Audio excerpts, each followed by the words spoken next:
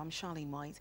London's court system has been accused of failing to provide justice to victims of crime in the capital. A report has found that every week in London, hundreds of court cases are thrown out or delayed because of failings in the system. The economic cost is huge, the emotional toll immeasurable.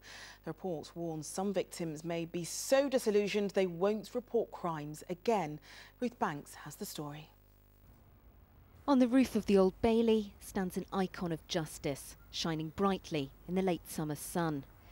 But in reality, has our court system lost its gleam? And is it letting down victims of crime? A new report by a member of the London Assembly says too many cases are being held up or dropped without good reason. They fail because perhaps they're unable to get their witnesses to court, their lawyers aren't briefed, the papers don't arrive, the police are late, all kinds of bureaucratic hold-ups.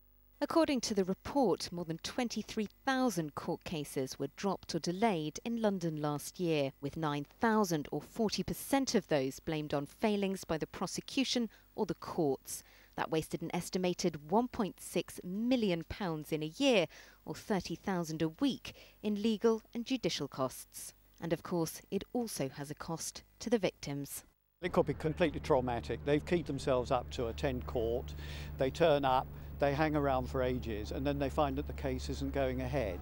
And it makes them particularly angry if the reason the case isn't going ahead is because of a failure of the prosecution.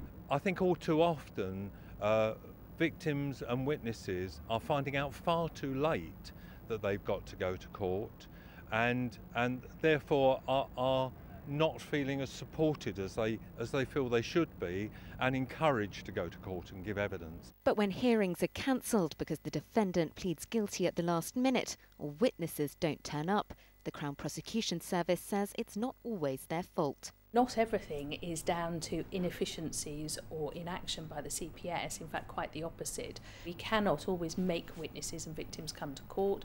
Sometimes they change their minds and decide not to come despite all the support that we can help them with.